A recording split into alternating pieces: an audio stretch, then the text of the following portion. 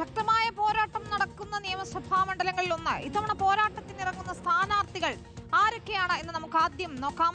LDF-ന്റെ സ്ഥാനാർത്ഥി NK അക്ബറാണ്. UDF-ന്റെ സ്ഥാനാർത്ഥി CH റഷീദാണ്. NDA-യുടെ സ്ഥാനാർത്ഥി അഡ്വക്കേറ്റ് B ഗോപാലകൃഷ്ണൻ. അദ്ദേഹത്തിന്റെ പരാമർശമാണ് ഇപ്പോൾ വലിയ ചർച്ചയാക്കുന്നത്. നമുക്ക് മൂന്ന് പേരെ ഒരിക്കൽ കൂടി പരിചയപ്പെടാം. NK അക്ബർ LDF-ന്റെ സ്ഥാനാർത്ഥി, UDF സ്ഥാനാർത്ഥി CH റഷീദ്, NDA-യുടെ സ്ഥാനാർത്ഥി അഡ്വക്കേറ്റ് B ഗോപാലകൃഷ്ണനാണ്.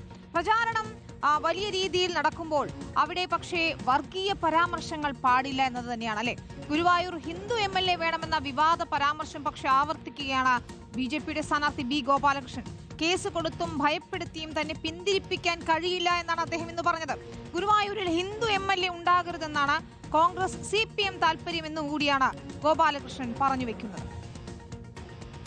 വിളക്ക് കത്തിക്കുന്നത് ഹറാമാണെന്ന് പ്രഖ്യാപിക്കുന്ന ഒരു MLA, ഗുരുവായൂർ അമ്പലം എന്ന് പറയുന്നത് മിത്താണ് എന്ന് പറയുന്ന വേറൊരു MLA. അപ്പം ഈ ഗുരുവായൂർ ക്ഷേത്രവും അതിൻ്റെ ചൈതന്യവും അതിൻ്റെ പരിപാവനത്വവും എല്ലാം നിറഞ്ഞു നിൽക്കുന്ന ഗുരുപവനപുരിയിൽ വിരുദ്ധ സമീപനമുള്ളവരല്ലേ ഇവിടെ MLA-മാരായി വരുന്നത്? എന്തുകൊണ്ട് ഈ പാർട്ടികൾ ഇടതുപക്ഷവും വലതുപക്ഷവും ഞാൻ വീണ്ടും വീണ്ടും വീണ്ടും ഉന്നയിക്കുകയാണ്, എന്തുകൊണ്ടാണ് ഇടതുപക്ഷവും വലതുപക്ഷവും ഈ ഗുരുവായൂരിൽ ഒരു ഹിന്ദു MLA വെൽക്കാത്തത്? ജെയ്സൺ ഷാമോളപ്പിലാണ് ചേരുന്നത്. ജെയ്സൺ, തന്റെ പരാമർശം വിവാദമായി, അതിൽ പരാതിയായി, അയോഗ്യത ഭീഷണിയൊക്കെ ഉണ്ട്. അപ്പോഴും വീണ്ടും വീണ്ടും വീണ്ടും എന്ന് പറഞ്ഞുകൊണ്ട് B ഗോപാലകൃഷ്ണൻ ഈ പരാമർശം ആവർത്തിച്ചുകൊണ്ടേയിരിക്കുകയാണ്. വിനീത, ഈ ഗുരുവായൂർ മണ്ഡലം വളരെ നിശബ്ദമായ, വേണമെങ്കിൽ ഒരു നിശബ്ദമായ മണ്ഡലം എന്ന് പറയാം. ഒരു കാലത്തും വലിയ വിവാദങ്ങൾക്കോ വാദപ്രതിവാദങ്ങൾക്കോ ഇട നൽകാതെ തിരഞ്ഞെടുപ്പ് വളരെ ശാന്തവും സുഗമമായി നടന്നു പോകുന്ന ഒരു മണ്ഡലമായിരുന്നു. അതിൽ നിന്ന് വ്യത്യസ്തമായാണ് ഇത്തവണ ഗുരുവായൂരിൽ ഒരു അഗ്നിഗോളം എന്ന നിലയിൽ പല രീതിയിലുള്ള പരാമർശങ്ങളിലൂടെ ഗോപാലകൃഷ്ണൻ തിരികൊളുത്തിയിരിക്കുന്നത്.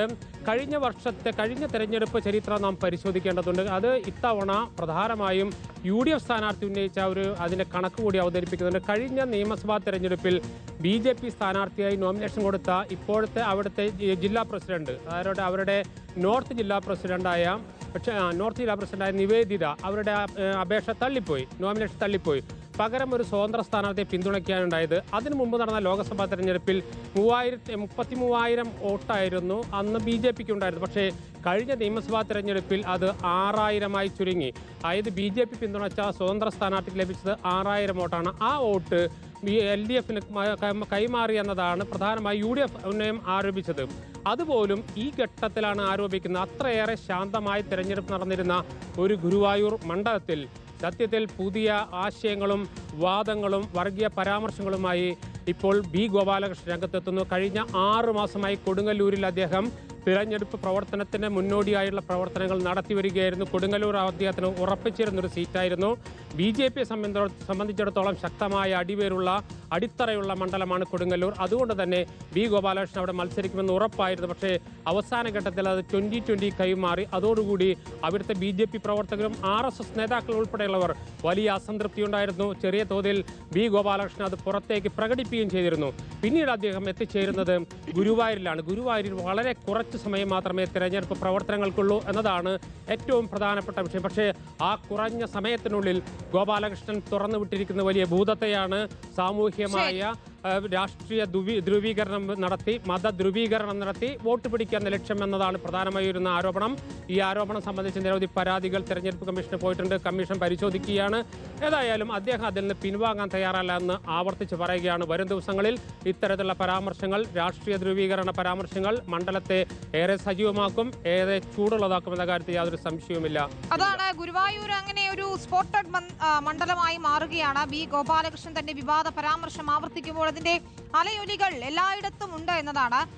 ഈ വിവാദ പരാമർശത്തിനെതിരെ പ്രതിഷേധം ശക്തമാകുന്നുണ്ട്. ജാതിയും മതവും പറഞ്ഞ് വോട്ട് പിടിക്കുന്നത് BJP-യുടെ രീതിയാണെന്നാണ് ഇന്ന് പ്രതിപക്ഷ നേതാവ് VD സതീശൻ പറഞ്ഞത്. ഗുരുവായൂരിന്റെ വികസനത്തിന് പ്രധാന പങ്ക് വഹിച്ചത് സെക്യുലർ പാർട്ടികളാണെന്ന് CPM-ന്റെ തൃശൂർ ജില്ലാ സെക്രട്ടറി അബ്ദുൾ ഖാദർ പ്രതികരിച്ചു. പിന്നെ BJP-ക്കാർ ഇത് പറയണതിൽ വല്ല അത്ഭുതമുണ്ട്. അവർ ജാതി പറഞ്ഞ് മതം പറഞ്ഞ് അവർ വോട്ട് പിടിക്കുന്നത് അവരെപ്പോഴും അങ്ങനെയാണ് ചെയ്യുന്നത്. അതിലിപ്പോൾ എന്താ ഇത്ര അത്ഭുതം? അത് ഇലക്ഷൻ കമ്മീഷനാണ് നടപടിയെടുക്കേണ്ടത്. നമ്മൾ പരാതിയും കൊടുത്തിട്ടുണ്ട്. ഗുരുവായൂരിൻ്റെ വികസനത്തിൽ യാതൊരു പങ്കുമില്ലാത്ത പാർട്ടിയുടെ പ്രതിനിധിയാണ് ബി ഗോപാലകൃഷ്ണൻ. ഇവിടെ ഗുരുവായൂരിൻ്റെ വികസനത്തിൽ പ്രധാനപ്പെട്ട പങ്കുവഹിച്ചത് സെക്യുലർ പാർട്ടികളാണ്. ഗോപാലകൃഷ്ണൻ ഉന്നയിക്കുന്ന വിഭജന രാഷ്ട്രീയം വിഭാഗീയവും ജനങ്ങളെ ഭിന്നിപ്പിക്കുന്നതിന് വേണ്ടിയിട്ടുള്ളതാണ്. അതാണ് സജോ ദേവസ്യ, ഭിന്നിപ്പിക്കുന്ന രാഷ്ട്രീയമാണ് എന്ന കാര്യത്തിൽ ആ പരാമർശത്തിൽ ആർക്കും തർക്കമില്ല. LDFും ഒപ്പം UDFും എങ്ങനെയാണ് ഗോപാലകൃഷ്ണന്റെ പരാമർശത്തെ നോക്കിക്കാണുന്നത്? വലിയ പ്രതിഷേധം ഏതായാലും നേതാക്കളുടെ പ്രതികരണങ്ങളിലൊക്കെ നമ്മൾ കാണുന്നുണ്ട്. വിനീത, ഈ വിഭജന രാഷ്ട്രീയം മുന്നോട്ട് വയ്ക്കുന്നു BJP എന്ന കടുത്ത വിമർശനം ഇതിനകം തന്നെ LDFും UDFും ഉയർത്തിക്കഴിഞ്ഞു എന്നതാണ് ഇതിൽ പ്രധാനപ്പെട്ട കാര്യം. അതായത് കേരളത്തിന് പരിചിതമില്ലാത്ത ഒരു വിഭജനത്തിന്റെ രാഷ്ട്രീയം പരീക്ഷിക്കാനുള്ള ശ്രമമായി ബി ഗോപാലകൃഷ്ണന്റെ പ്രതികരണത്തെ വിലയിരുത്തുന്നുണ്ട്. പ്രതിപക്ഷ നേതാവ് തന്നെ പറഞ്ഞത് BJP എക്കാലത്തും പരീക്ഷിക്കുന്ന കാര്യം തന്നെയാണിത്. അതിൽ പ്രത്യേകിച്ച് ഒരു പുതുമയും കാണേണ്ടതില്ല. അതിൽ UDF എന്ന നിലയ്ക്ക് പരാതി തിരഞ്ഞെടുപ്പ് കമ്മീഷന് കൊടുത്തിട്ടുണ്ട്. അതിൽ തിരഞ്ഞെടുപ്പ് കമ്മീഷനാണ് നടപടി സ്വീകരിക്കേണ്ടത് എന്ന് പ്രതിപക്ഷ നേതാവ് ചൂണ്ടിക്കാട്ടിയ ഒരു പ്രധാനപ്പെട്ട കാര്യമാണ്. അത് LDFന്റെ നേതാക്കളും കടുത്ത വിമർശനം തന്നെ ഈ വിഷയത്തിൽ ഉന്നയിക്കുന്നുണ്ട്. അങ്ങനെ ഒരു വിഭജനം, ഭിന്നിപ്പ് ഉണ്ടാക്കി അതുവഴിയുള്ള പലതരത്തിലുള്ള സാമുദായികമായ വിഭജനങ്ങൾ ഉണ്ടാക്കുക, ചേരിതിരിവുണ്ടാക്കുക, അങ്ങനെ പരസ്യമായി ഏതെങ്കിലും ഒരു പ്രചാരണ വേളയിൽ ഒരു മതത്തിന്റെ പേര് പറഞ്ഞ് ഈ മതത്തിൽപ്പെട്ട ആളെ തിരഞ്ഞെടുക്കണം എന്ന രൂപത്തിലുള്ള ഒരു പരാമർശം നടത്തുക എന്നത് കേരളത്തിന് പൊതുവിൽ പരിചിതമല്ല. എന്നാൽ സാമുദായിക സമവാക്യങ്ങളെ കുറിച്ചുള്ള പരാമർശങ്ങൾ ഉണ്ടാവാറുണ്ടെങ്കിലും അതിനപ്പുറത്തേക്കൊന്നില്ല. അപ്പോൾ ഇത് അങ്ങേയറ്റം അപകടം പിടിച്ച ഒരു രാഷ്ട്രീയമാണ് എന്ന വിമർശനം സജീവമായി ഉന്നയിക്കുകയാണ് LDFും UDFും. ശരി, സായ്കുമാർ കൂടി ചേരുകയാണ്. സായ്കുമാർ, അതാണ് BJPയുടെ രാഷ്ട്രീയം എന്ന് പറയുന്നത്. മതം പറഞ്ഞുകൊണ്ട് ക്ഷേത്രം സ്ഥിതി ചെയ്യുന്ന ഒരു മണ്ഡലത്തിൽ പ്രചാരണം നടത്തിയാൽ നേട്ടമുണ്ടാക്കാം എന്നുള്ള കണക്ക് കൂട്ടലാണ്. പക്ഷേ അത് കേരളത്തിന് അത്ര സുഖകരമായ അന്തരീക്ഷമല്ല എന്ന കാര്യത്തിൽ തർക്കവുമില്ല. എങ്ങനെ വിലയിരുത്തണം നമ്മൾ ഈ പരാമർശത്തെ? തീർച്ചയായും വിനീത, തെരഞ്ഞെടുപ്പ് മാനുവലിൽ തന്നെ വളരെ കൃത്യമായി പറഞ്ഞിട്ടുണ്ട്, മതപരമായിട്ടുള്ള ചിഹ്നങ്ങളോ അല്ലെങ്കിൽ അത്തരം വിദ്വേഷം കലർത്തുന്ന പ്രതികരണങ്ങളോ പ്രസ്താവനകളോ പ്രസംഗങ്ങളോ ഒന്നും തന്നെ പാടില്ല എന്നുള്ളത്. പക്ഷേ അതിനെ ഒന്നും വകവയ്ക്കാതെ ഇത്തരത്തിലുള്ള വർഗീയ പരാമർശങ്ങൾ ആവർത്തിക്കുകയാണ് ബി ഗോപാലകൃഷ്ണൻ ചെയ്യുന്നത്. അത് ബി ഗോപാലകൃഷ്ണൻ മാത്രമല്ല, അതിനെക്കുറിച്ചുള്ള ചോദ്യങ്ങൾക്ക് BJPയുടെ നേതാക്കളും ഇന്നിപ്പോൾ എൻ രാധാകൃഷ്ണനോടൊക്കെ ഇതുമായി ബന്ധപ്പെട്ട ചോദ്യങ്ങൾ പറയുമ്പോൾ അതിലെന്താണ് തെറ്റ് എന്ന തരത്തിലുള്ള പ്രതികരണങ്ങൾ തന്നെയാണ് അവരുടെയും ഭാഗത്തുനിന്നുണ്ടാകുന്നത്. അപ്പോൾ കുളം കലക്കി മീൻ പിടിക്കുക എന്ന പതിവ് തന്ത്രം തന്നെയാണ് BJP ഗുരുവായൂർ മണ്ഡലത്തിലും ഉപയോഗിക്കുന്നത്.